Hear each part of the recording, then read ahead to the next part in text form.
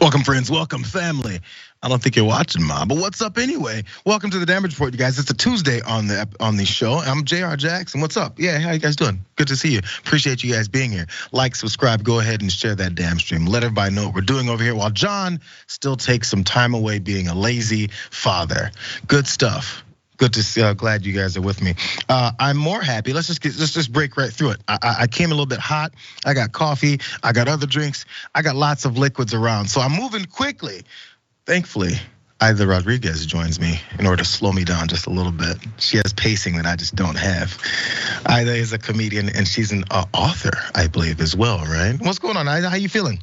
I'm feeling great. I had COVID a couple of weeks ago, so I'm recovering, and I wanted to send a quick reminder out there to you people that it is still there, and there's an uptick, and so please take care of yourselves because it kicked my butt this time. But I'm happy to be here. Congratulations to John. Isn't it crazy?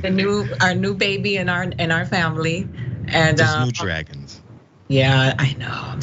I'm excited. He's gonna be a great dad. So I'm excited to be here. I feel like it's been forever since I spoke with you. I say it every time I speak with you, and it's always my fault, so I apologize. But also, it always is. It just is. I've discovered when I was speaking to my cousin, I was like, we don't see each other. And he goes, yeah, it's you, bro. Yes, it's me. I'm sorry. But what have you been up to really fast? Because we were just talking about it. It was very interesting. Before we jump into these stories, I like to at least let you guys know what I'm finding out about some of my favorite folks. You know what? I'm so happy to be here. I've been doing the book stuff because I wrote my first book. It's called Legitimate Kid. It is available for pre-sales right now. Please order it early before you get the book. I know it's hard to pay for something you're not going to get for a couple of months, but it really helps someone like me, a new author, a woman, a person of color.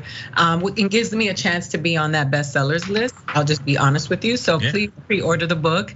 I really appreciate it. Yeah, just been different. You know, TYT is my dwelling because when the people from the audience is made up from people from the Young Turks, I'm around my people. The literary world is a little snobby. And I wrote my own book. People ask me if I had a ghostwriter, because a lot of people who are personalities have someone write their books for them. But I wrote my own book. I think many of us can write our own books. I respect the literary works and the authors and the work that they do. But I think that if you want to tell your story, tell your story. So anyway, it's just been a real good experience to be able to get my story out without rebuttal. And I'm so happy to be here because I've missed you guys. Let's get into it. Let's talk. Absolutely, let's do it. If the book is anything like Aida's stand-up, it's fabulous. Obviously, check all that out as well. Good to see you, Aida. Let's go ahead and jump into this first thing. Since Donald Trump is still involved with everything going on with his legal issues, upcoming is Thursday, the day that they were saying he has to turn himself in. Well, there's numbers behind what they're talking about with these bond hearings. Let's go straight into this because Trump is planning to now surrender to authorities in Georgia on Thursday, as promised, to face these charges in this case that is accusing him of illegally scheming to overturn the 2020 election. As we all know, with those fake electors, and also that perfect call with Brad Raffensperger. So his lawyers were in Atlanta and they were there negotiating this bond, and they agreed to $200,000. But there's some parameters. Let's go straight into it. The former president is barred from intimidating co-defendants. This is what he agreed to in order to get this $200,000 bond. He's barred from intimidating co-defendants, witnesses, or victims in the case. That's including on social media. That's according to the bond agreement. Trump's defense attorneys and the judge all agreed to it. It explicitly includes posts on social media or reposts of posts made by others. They know his MO. More, the agreement also prohibits the former president from making any direct or indirect threat of any nature against witnesses or co-defendants, and from communicating in any way about the facts of the case with them, unless it's through attorneys. Also, the order sets Trump's bond for the RICO case, or that charge, at $80,000, and adds $10,000 more for each of the other 12 counts. That's where we got to the $200,000. And the amount defendants must pay as a form of collateral to ensure that they show up for required court appearances. We know what bond is, of course. So now they've negotiated this whole thing down, and 3 of these lawyers were indicted along with him. Crazy because he didn't do it alone. We know how this whole thing works. For each of these other attorneys, the bond for the RICO charge was set at $20,000 with varying amounts for the other charges that they also face. John Eastman and Kenneth Cheeseborough each had a bond set at $100,000. Ray Smith's bond was $50K, and bail bondsman Scott Hall, who was also accused of participating in a breach of election equipment in rural Coffee County, his bond was $10,000. And there's 19 other co-defendants that are already beginning to surrender. So as all this comes together, we talked before about how he's gonna have a mugshot, potentially this time because it's a state situation versus those federal charges. And now, maybe we're gonna see that mugshot. All these things are being negotiated, which comes to the first thing I wanna ask you, Aida, because this stuck out to me. I've had family members that have been in jail. I've had friends that have made it that way. What I don't remember is a negotiation for bond, or also talks about what is that they can and can't do, because we know how much they'll go straight to social media or go to television appearances and radio and talk bad about everybody else that's around them. And that's just something Donald Trump is big on doing. But we're talking about the unprecedented nature of this guy being charged, not the unprecedented nature of us trying to figure out the best ways to make sure that he's comfortable as he's being charged with all these very serious things. Your first thoughts? First thoughts is that how dumb must they be that politicians have been corrupt for how long, since the beginning, and dummies did it so poorly that they got busted. And the comedian in me is like, yo, y'all can't even do politics, corrupt politics right. What dummy. But it's just the peanut gallery. It's just, I feel bad. While people are celebrating on social media, happy that Donald Trump is being charged, how sad for America that the former president of the United States is being indicted for corruption. He has, gathered quite the following. His popularity has grown, and his chances of being elected have improved since he has been charged with trying to steal the election of the United States, which is very confusing to me, because all of those people who allegedly support Donald Trump in this patriotic manner are defying all of what America is supposedly stands for with regards to, how an election is supposed to happen. But I just think it's just a sad state for the country to be in, as we, all of this stuff is sensationalized through the media, and we salivate at all of this stuff happening. How bad is it for the American? So many people that I know who supported Trump are struggling financially right now and are really going through it, not having any medical care. Not that he did it all by himself, but that ideology, that supports Donald Trump and those conservatives, a lot of those people are suffering right now, and they're still willing to support him. So it just really makes me sad about the mental state of Americans. Yeah, they put them in this position where a lot of times they think that they're being helped by the folks who wouldn't get within 10 feet of them. Some of the folks who are risking their freedom and lives for Donald Trump must understand that he doesn't give a hot damn about them at all. There was one other thing I saw on CNN the other day, because they were talking about these negotiations and how he's gonna be going into turn himself in and all that. And some of the things, I believe it was one of the attorneys, they were relaying what he had said and what they were looking to negotiate.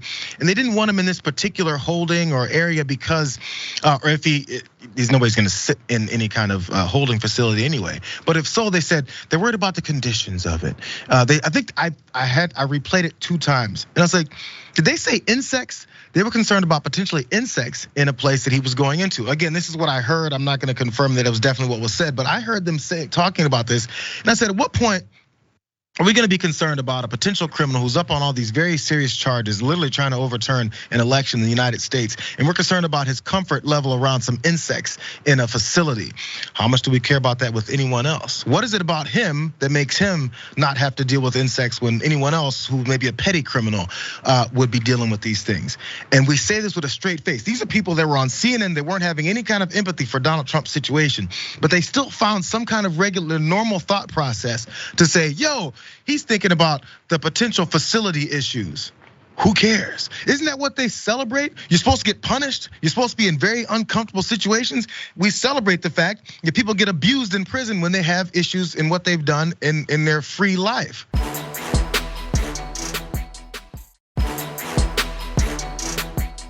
We talk about the 2-tier justice system from Donald Trump's point of view, and we see the way that we actually accept that this is supposed to be normal to treat him differently than anyone else. So all that laid out, we talked about the parameters of what's going on, and the reason we talked about the parameters of what he has to agree to is because Donald Trump took straight to Truth Social, if you guys forgot what they were just agreeing to, and I feel like he's towing that line already. This is what he said in response to all of this. Said the failed district attorney of Fulton County, Fonnie Willis, insisted, excuse me. I assumed, therefore, that she thought I was a flight risk. I'd fly far away, maybe to Russia, share a gold domed suite with Vladimir, never to be seen or heard from again. Would I be able to take my very understated airplane with the gold trump affixed for all to see? Probably not. I'd be much better off flying commercial. I'm sure nobody would recognize me. So, you're up on RICO charges. You tried to overturn an election. You got 19 other people in this particular charge, let alone the other 97 counts that you got everywhere else. And he's gonna joke about how he just can't find it because I'm the most famous person in the world. A confederacy of donkeys. It's crazy. What are we talking about? This is like a movie. So the guy who's up on these charges is now bragging about how he can, I have a plane. Yes, and we know. It has a gold sticker on it. It has the gold star on it. It is idiocracy. Mike Judge and Eaton Cohen told us years ago. This is President Camacho. They foresaw it. Listen. It just speaks so deeply, and I know I'm redundant, and I say it over and over again. The state of the education in the United States is going to be the fall of us all. The fact that people don't have the resources, they don't have the information, they don't have access to good education is the reason why Americans believe so much of what they hear on the news. They're being indoctrinated through social media, through bad, biased news. And here this man is bragging about what he has, how famous he is while this country is struggling. The crime rate is up. But I say if the RICO is good enough for Young Thug, then it's good enough for Donald Trump. Go ahead, Georgia, get them all. You reminded me, because you're talking about how he can brag about all this money and then people just continue to support him in the same country and maybe in the same breath when he talks about how horrible the situations is for everyone else, but he'll talk about how he's got all this as if everyone else is just doing fine or anything that he did would have helped anyone come out of it. I don't know if you remember this, but I remember Latrell Sprewell back in the day when near the end of his career, basketball player. And he mentioned about a contract negotiation dispute and he said, I need money to feed my family. Man, the way folks jumped on his back over that statement. Because they said, you're a multimillionaire, you've been in the league for 15 years, whatever, all this madness. And how offensive it was that he'd say, I need to feed my family because he's already a millionaire. But for some circles, when people brag about how much they've gotten, how little you've gotten, how they need more from you, which is exactly what Donald Trump does, it's here's my money. Here's my money, you poor, lowly, rich guy who's been grifting off of people your entire life. I'm sorry, I've gone on tangents. Let's go over to. Tangent is a valid tangent because the American people don't really understand sometimes, not all of them, but many of them don't understand. When you talk about professional athletes, I was married to one. The type of money that they make is, first of all, after they pay their lawyers and their agents and they pay their taxes, $1 million is not $1 million. They have to pay for a cost of living. If they have to live in the state of California, if they have to live in New York, they have to pay for a lifestyle that a lot of people don't realize how expensive it is. And it's not because they want to be fancy, it's because they just want to live. But the other thing is that people of color, black people, brown people, have the right to want to have generational wealth and to set up their own families. And if you've been giving your life to modern day slavery like football and basketball since you were a little kid, the least you could do is be able to have money to take care of your children and your children's children. Why is it good enough for Elon Musk? When you talk about those people who have the type of money who could really rid of the world's problems and don't, why are you projecting that onto someone who probably will not be wealthy, who's never been wealthy before, who didn't have wealth before him and is just trying to create it for the future? Like, why do we have to have these conversations? That's the reason why we need to learn. People tell me all the time, they come for me, oh, I know you're rich. I'm not rich. I am not rich. I work every day for what I have. I don't have that type of money. What the type of money that Donald Trump and Elon Musk and Mark Zuckerberg and Jeff Bezos has, that's a very different type of wealth. And you gotta stop projecting that onto other Americans who make more money than you, but are not necessarily that type of rich. And that doesn't excuse any type of ridiculous behavior, but I'm just saying there are tiers to this type of wealth. Donald Trump is very well off. His family is very well off, and he throws it in the American people's faces on a consistent basis, and they love it. I don't know if they think that one day they'll be that type of rich if they follow in his footsteps, or they just worship him. But I feel sad for people who think that he is the way. It is that. It's because they think they can get in that position. Now, when you see professional athletes, they go, well, when I was 10, I wanted to be a pro basketball player, but I suck, so I couldn't make it. So the jealousy breeds the reasons why they don't like that particular person. And you notice also, if there's an athlete that's making $150 million over whatever, a 7-year contract or whatever it may be, and in these days and age, actually $150 million, you'll get over a 3-year contract. But still, if you're making that kind of money, people start looking at your bank accounts and be like, well, you didn't do this, you didn't do that. But if they're getting paid $150 million, how much do you think the owners are making who are paying them and everyone else? How much are they making? When you complain about the $24 beer that you bought, how much is that going to all these other folks? But we only complain about the person we've been told to complain about, which are those folks which we don't think deserve to have that level of wealth that they assume is something that's unattainable for them. And also how much they're having fun doing it because they're playing a game. Well, that's a lot of work to play that game as well too. Just in case people thought that people weren't working. But when they talk about billionaires, they call them Mr. Iger. We have to respect them to this particular degree because they have billions of dollars. That's the thought process, and that's the reasons why they'll go after folks. Here's folks that are defending this particular rich guy, Donald Trump, as he's going through all of his charges that was completely unnecessary for him to go through because he's been handed his entire life. Jesse Waters over on Fox News was talking about it. He's complaining. Fox News alert, former President Donald Trump says he's going to turn himself in at a Fulton County, Georgia jail this Thursday, where we believe they'll take his mugshot. Trump will then have to post bail, $200,000 cash bond to secure his release. Democrats have never supported cash bail until they arrested Trump. The guy who torched the Fox News Christmas tree didn't have to post any cash bail. But Trump makes a phone call to fight for election integrity, and he has to post 200 grand. That just shows you this is not about the crime, it's about the punishment.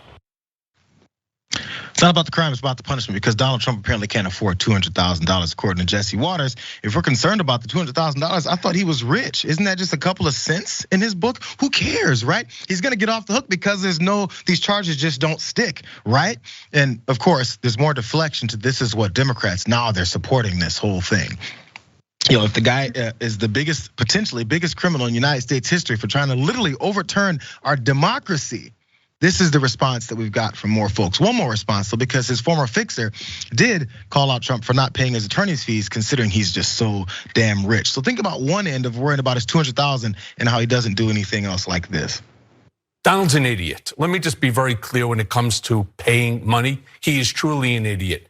He has not learned yet that the last person that you want, 3 people you don't want to throw under the bus like that: your lawyer, your doctor, and your mechanic. Because one way or the other, you're gonna go down the hill and there'll be no brakes. That's the problem. He has still not learned. You think Trump's making a mistake by not paying for more of Rudy Giuliani's legal fees? Absolutely. The job that Rudy did for Donald, I don't know if I would pay either, but at the end of the day, when your life is basically hanging on the line, once again, you just don't really want to throw another lawyer under the bus. It doesn't get much more mobster mentality than that either, because he said, "Well, as soon as he said mechanic, I was like, oh, I know where this is going." Sounds like Joe Pesci.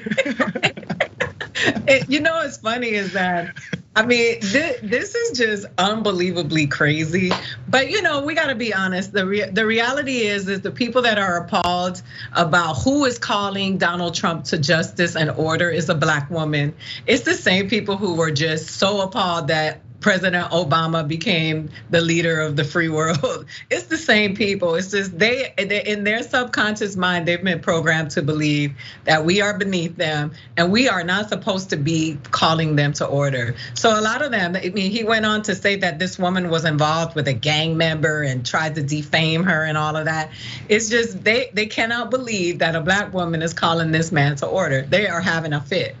Do you think those types of terms will be used on any of these, potentially his Supreme Court justice picks, all the things that they were involved in? Would he be talking about how they're involved with thugs?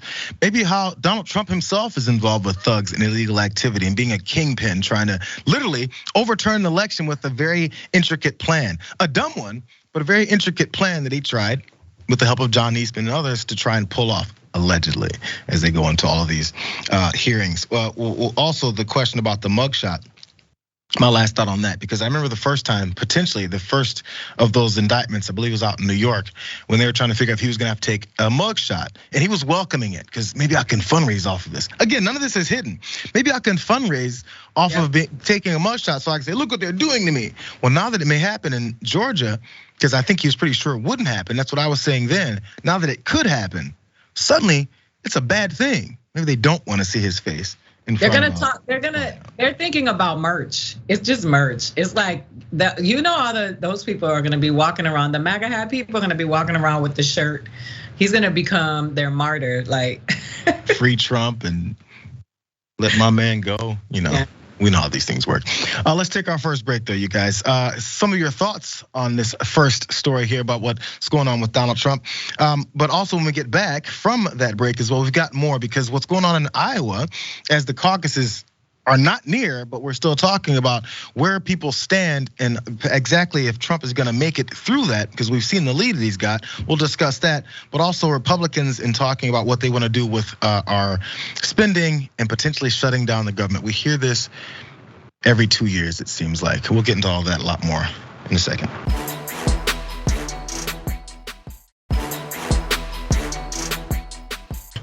Also, Cigar Head says, loving Jayar's hat today. The Toronto folks or Raptor folks, whichever one it is, always celebrate the rocking of the Raptors. Thank you guys. What the hell did he say?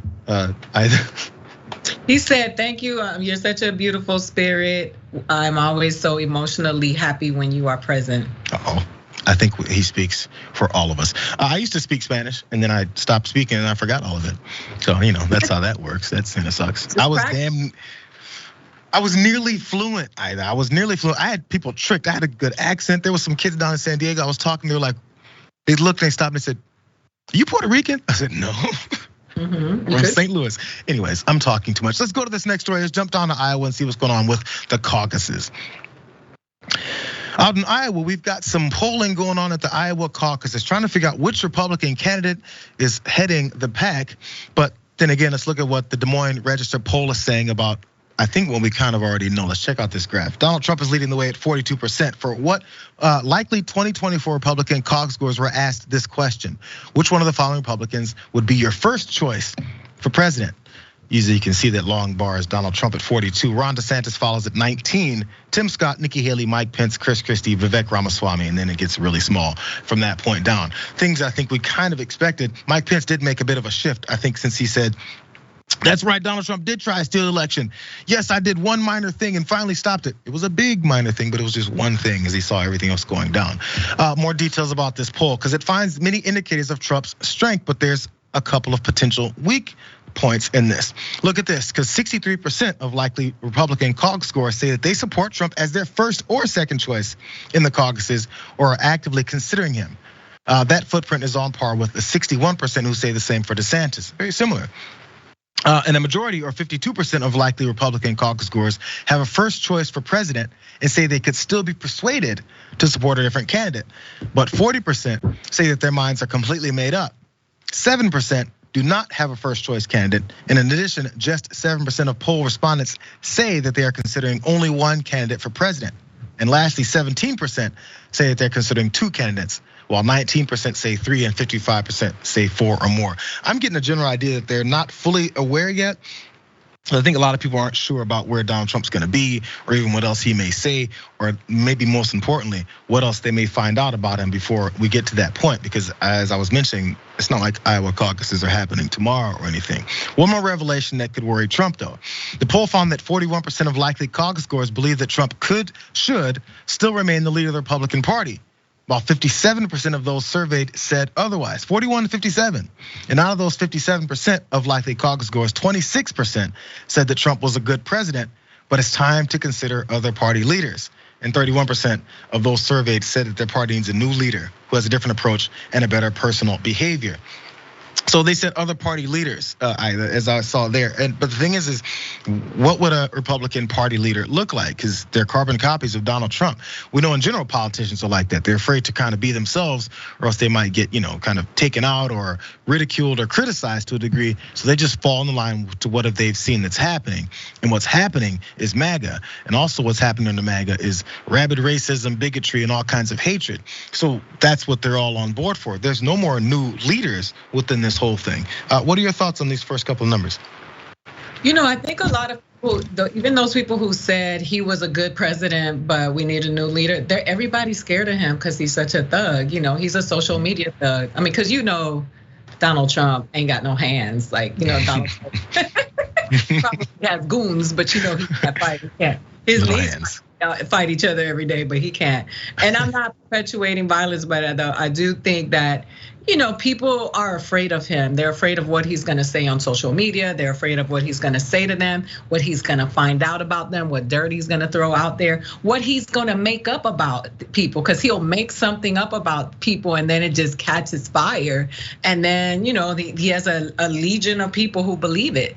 So I just think that, that they need somebody that's gonna rise up, that's gonna say, I care about the people of America and not the agendas. I'm here about the people. And in the Democratic Party, we've seen some semblance of that, because you've seen these progressive young people who've torn away from the party and have spoken out against everybody and everything that's wrong.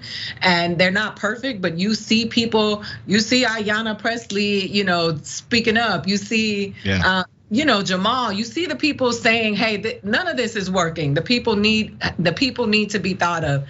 Where are those people on the Republican side? Where are those people in their party who are, we have these not qualified people, who are taking office and are actually insane, saying some of the most problematic things out loud with a bullhorn, invoking violence, creating dissent in the country, spewing lies. Like, where are there people that are saying this isn't working? Somebody's got to step up. They need it. Yeah, they got lost in what is it they're doing, because we know politicians generally are actors. They get stuff written out and prepared for them. And now there's just no more thought at all. It's a perfect example. Let's go to this one side here from Ron DeSantis. Here's him talking.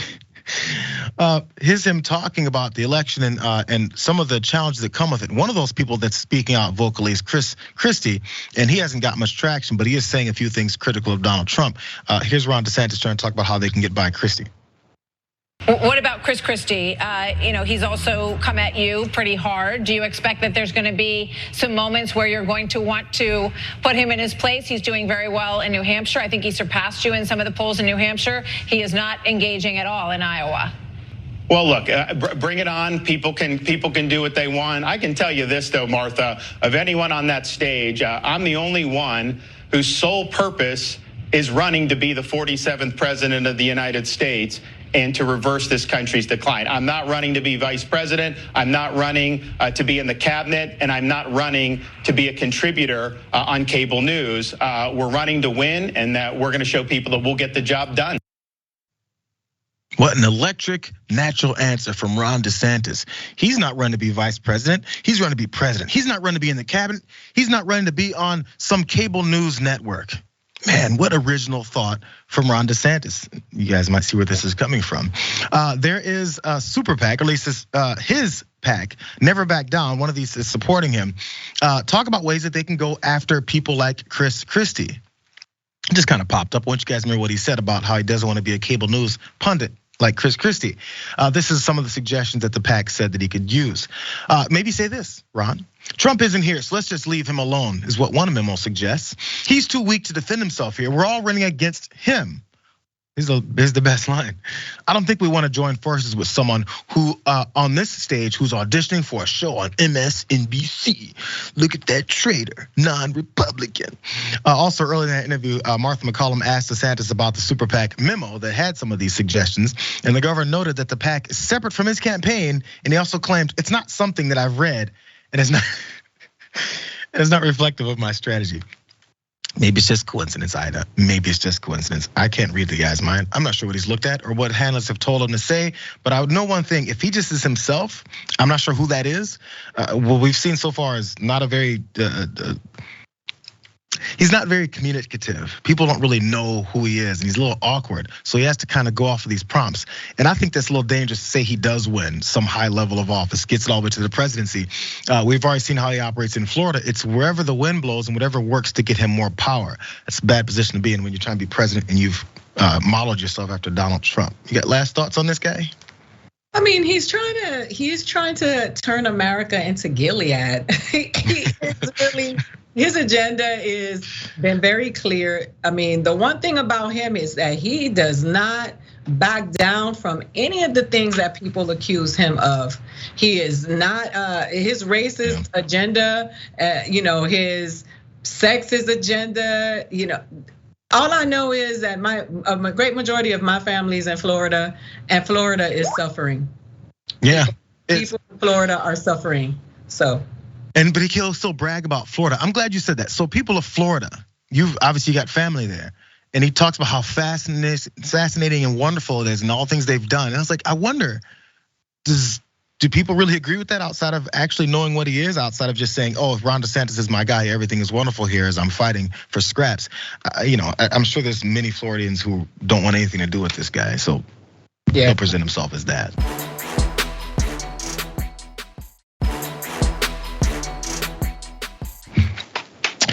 You guys, let's jump down to the D block really fast. I want to jump to this one first before we get to other things about the deep political aspects. There was some deep in the weeds stuff. I want to go straight to this sheriff group and what they're up to, because this is outrageous. So let's start here. A sheriff's group, which is also known as the Constitutional Sheriffs and Peace Officers Association. The Constitutional Sheriffs and Peace Officers Association is gaining acceptance around the country as they've held some trainings, some rallies, and speeches. Sheriffs. In meetings in 30 states. Their acronym CSPOA was founded in 2011 by Arizona Sheriff Richard Mack. And the group teaches things like this: that elected sheriffs must, quote, protect their citizens from the overreach of an out of control federal government. And they do this by refusing to enforce any law that they deem unconstitutional or unjust, just in their minds. So again, Sheriff Richard Mack, who founded this whole thing, said that they go about this by achieving this goal. He says the safest way to actually achieve that is to have local law enforcement understand that they have no obligation to enforce such laws. They're not laws at all anyway. If they're unjust laws, they're the laws of tyranny. Here's some of those tyrannical things that they're against. They've railed against COVID-19 mask mandates, against gun control laws. And also they've talked about this stolen election and election fraud, because those are things that sheriffs should be concerned with, and saying how things are unconstitutional based off their own thoughts. Well, based off of some of their own thoughts, we already don't trust anything else that they may be thinking, because they buy into BS. I was really close to saying the word. CSPOA also spread its ideology across the country. Yeah, they're trying to find different ways to have other idiotic sheriffs think the same way. So the group has held formal trainings on its constitutional curriculum for law enforcement officers in at least 13 of those 30 states. And in 6 states, the training was approved for officers' continuing education credits. The group also has supporters who sit on 3 state boards in charge of law enforcement training standards. They've dug their way in. They're trying to implement these types of thought processes and these trainings so that this is just the new norm. Law enforcement outside of the reach of the Constitution just because they think so. So experts have also spoken out about how the group's training, and Mary McCord, who's a former federal prosecutor and executive director of the Institute for Constitutional Advocacy and Protection at Georgetown, has said this: they have no authority, not under their state constitutions or implementing statutes, to decide what's constitutional and what's not constitutional. That's what courts have the authority to do, not sheriffs. One more part. There's another sort of evil lurking here, because CSPOA is now essentially part of a broader movement in the US to think it's okay to use political violence if we disagree with some sort of government policy. Again, Ida, this sounds like it's lining up very directly with what many conservatives, violent, radical conservatives, and MAGA conservatives think is norm. Let the cops just do whatever they want based off of the same belief systems that many of them have. So the thought is, yo, We'll just let them run rampant, and because they believe what I believe, it'll be just fine. But if anyone else says, yo, these things are unconstitutional, or let's challenge these things, let's adjudicate these things, let's try to iron these things out. It's, oh, look at these rabid libs trying to take over your country and tell you what to do when we see it in broad daylight here. I mean, if you are a black or brown person, you already feel like they do whatever they want to do. Like they don't follow the rules. Like that is the normal, in writing my book, when I had to go back to my childhood, I would freeze when cops would come around. It wasn't like I was like, I'm safe. And to be honest, because I've encountered some good police officers that have been, who have cared about my well-being, but the general feeling has always been unsafe. So now other people are starting to feel what has been very prevalent in our communities, and feeling unsafe when law enforcement, because of social media and the news, that you're seeing that white people are being unjustly killed by the police, that mentally ill people are getting unjustly killed by the police. But that's been standard in our communities. So to hear that this is happening is no surprise to us, because a lot of police officers who we've encountered always have felt like they're above the law. They don't, we've lost order. I can't hear you. You're That's muted. a damn shame. Michael, this is your fault, bro. This is your fault. You jinxed me. No, when we've got these folks talking about this going all across the country, and they're used to having, to lean on certain elements of our society, then that's okay. But eventually that gets tiring. You're like, we need more. We need a little bit. Like anytime people have this kind of power and they feel like they can detach from normal constitutional norms, then they go, well, I need a little bit more. This power hungry is one of those things that just doesn't really get fed enough, and they find new ways to do it. And now when more folks get wrapped up in it, maybe that's when they start realizing it. But at that point, it might be a little bit late. I want to go to this last chart, you guys, before we go out of this break, though, because there was this Marshall Project, and they surveyed sheriffs. This is in 2021. They surveyed sheriffs, and they found that nearly half of respondents agreed with this ridiculous ideology. So if you guys can't see it clearly, that first question is, how much do you agree or disagree with these following statements? The first one was, the sheriff's authority supersedes the federal or state government in my county. Strongly agree and agreeing lines, those two first gold ones are 26, almost 27%, and the next one 22%. Yeah, that's the majority of everyone of all of these after they're both added together. The second was, I'm willing to interpose on behalf of county residents when I believe a state or federal law is unjust. When I believe, just some random a-hole who's a sheriff or is part of this law enforcement is like, I believe that. Strongly agree and agreeing is at 31% and 40%. It's the thought process for the folks who want it. And if you hand them this kind of power, I wonder what they'll do with it. They already feel like they have it already. Back the blue, at least until they come after Donald Trump. Then no more backing is happening. Let's take this next break, you guys. More thoughts from you guys when we come back. A little bit more of a watch list style story up after this, and maybe my old man will come out in me as we talk about this illegal street racing that's happening. We're still staying down in Georgia, but it ended kind of badly, and I have a lot to say. We'll see you in a second.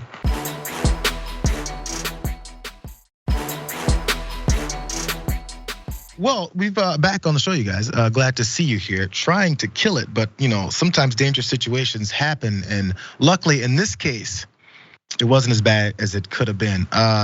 You're on the E block, you guys, okay? Let's jump straight into this story. This is wild.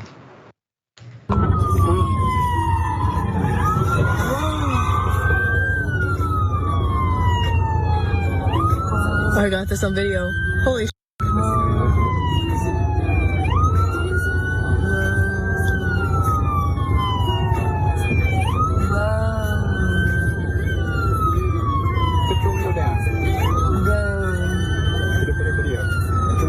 No, I'm fine. I don't wanna. Not the fuck out of her. Oh, that girl is. Why are they arresting this one guy? Come off. Wait, what did he do? What did that? Oh my God! Get in your car! What did he do? We saw not a normal traffic stop from Georgia state trooper, then pulled over a guy in a way, ran into his truck, moved it all off the freeway, off this road, and snatched him out. before we get into what caused this whole thing, because we have the full video, I noticed one thing though, Aida. That trooper is living like his best life. Dude was like, I've been waiting my whole life for this opportunity to slide my ass across this hood of this car, like I'm out of Fast and Furious or something, and arrest someone, snatch him out the window. Let's watch it again, because that was the best part.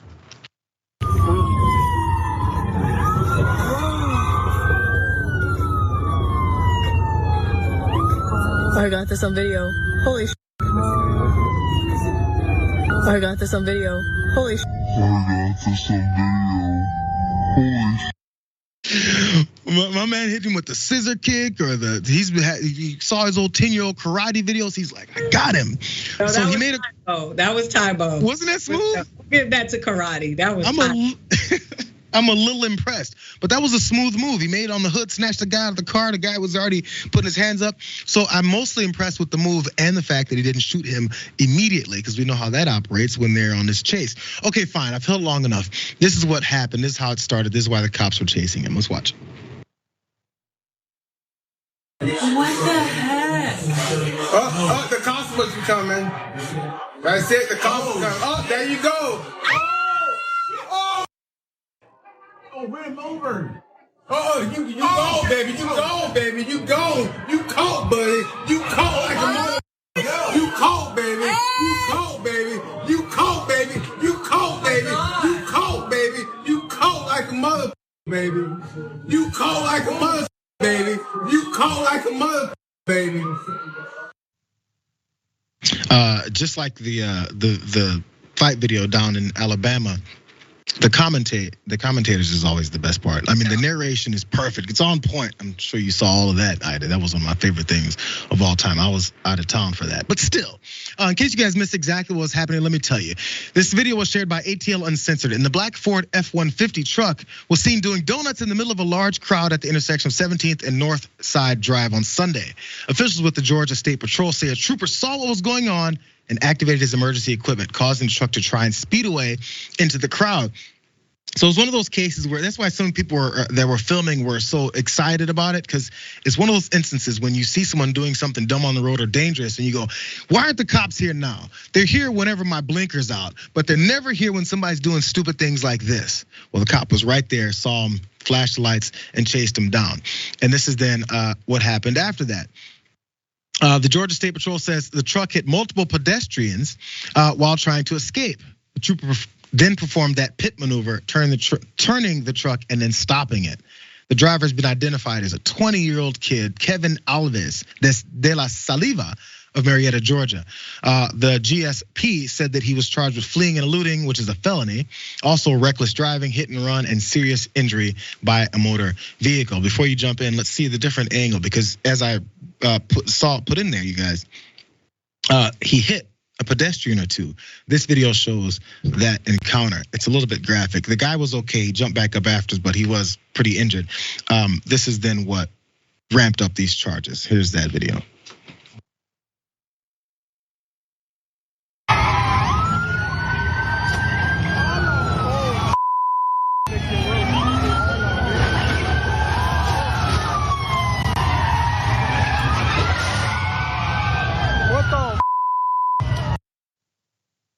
So that's how that whole thing went down. He was spinning donuts. There was a very crowded intersection. It was probably like rush hour from the way it looked like, even though it was on the weekend, but there was tons of people there, so it was even more dangerous. We see these things pop up, and I've got old man thoughts about that, but what are you thinking about this, Aida? You know, I think that cop saved a lot of people's lives. I mean, because the reality of it is that we can sit here and talk about them when they don't do what's right, but when they do something, he didn't take, including the driver's life, because that would have been a trigger happy cop. That dude would have been shot on sight, and he saved a bunch of people's lives. He acted it by himself. He didn't wait on backup, and he handled the situation the best that he could, and he arrested that person that was reckless. And why do people have to be concerned with losing their lives walking down the street because somebody wants to be stupid? And I think that sometimes we go the other way. I think he saved a bunch of lives. Yeah, and then I think he was, again, the amped up nature of what he was doing. He was like, I got to get this done. And yeah, it saved a bunch of people's lives. And again, we see some of those lives that got saved in these normal, street takeover intersection things that I thought they kind of always happen, but I guess they're growing because of the, how much people can then post their videos on the internet. All that type of stuff will cause ridiculous activity to grow. But they did it in broad daylight. Many times I think it happens at nights, at least they're can get away if cops show up. But this guy apparently wasn't thinking. He's 20-year-old guy who's like, let me have some fun in my big ass truck spinning around in circles. And then running the same folks over that are amping him up to do it. So I see it a lot in LA, Ida. And I may drive through another intersection, and then in the middle of the day, I was like, oh, someone was here last night. The burnouts are completely filling up an intersection. And I try to fight back the old man tendencies of being like, there's people that live here, and how dare you, and the danger here and all that. But that's just the nature of the game, because if it was flipped and some dangerous things were happening in front of these folks, they wouldn't like it that much either. I'm really annoyed by the whole thing. It's one of those things where I'm like, what is it that can actually be done? Because of course the thought process is get them all, go shoot them, run into them and kill them or whatever, because they're just lowlives. But honestly, it's just the nature of people getting amped up by this type of stuff, and then confrontations happen there because of course people probably run into each other and hit cars. And I watch fail videos. I've seen many people at these car things get hit by one of these cars spinning out, get launched into a light post or another car, and damn near die. Probably some of them have, for all I've seen. I just want to say something very quickly because this is very personal for me. My friend Tony Baker lost his son, and 2 other lives were lost because of this street racing. Serene Baker is no longer amongst us because 2 people were drag racing in the middle of the street in Burbank, and they ended up killing 3 people, and they lived. So when people think that this is cool and they think that nothing bad can happen, you can say whatever you want to say, but you're gonna walk about the planet knowing you took 3 people's lives, 3 teenage lives, very young people's lives, because you were being reckless. And something has to be done about it, because it's just horrible. My friend has got to live the rest of his life without his son because 2 people decided to be reckless. 3 people were killed. 3 people were killed, and that's not okay. Yeah, it's. I'm not sure the remedy, because I remember the Tony Baker situation, and I remember when it first happened. I didn't even whatever details there were, because I think he's around 20. He's early 20s. Yeah, 20.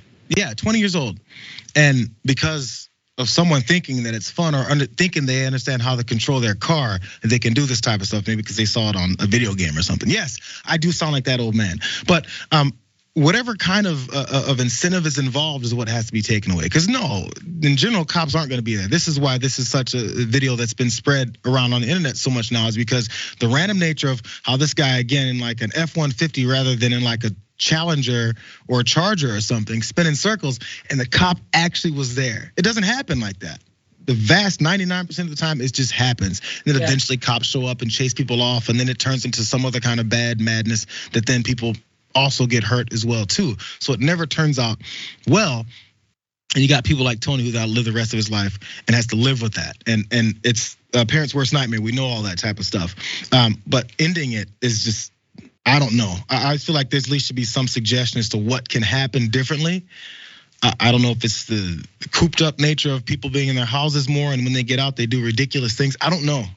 But it's a sad situation. And this particular guy, I mean, he's gonna have all kinds of charges on. He has the charges. Probably gonna do a certain amount of time at 20 years old for doing this type of stuff and trying to get away. It's just something that isn't. I don't know, man. My kid's 11. I can teach him stuff like this and say he's actually already easily a very careful kid. But how many folks just think this is fun and have no idea the dangers involved? I was a 20-year-old kid. I did reckless things, not this reckless, but we think that our lives just can't be ended by something like this. He's gonna be down there with the ex-president of the United States getting booked. Yeah, absolutely, 100%. And will it be deterrent? No, because again, we don't see enough of it happening and people don't really see it going down.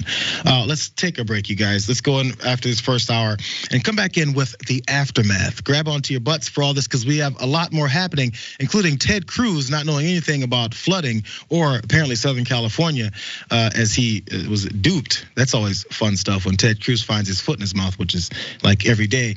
But also outside of that, we have one of the crazier stories from the day as well, because Republicans are trying to find a way to not talk about abortion while also talking about abortion because they know they're on the wrong side of the discussion. They're finding new ways, but as long as we keep exposing it, I think we can figure this whole thing out. We got several stories in the aftermath coming up in just a few minutes.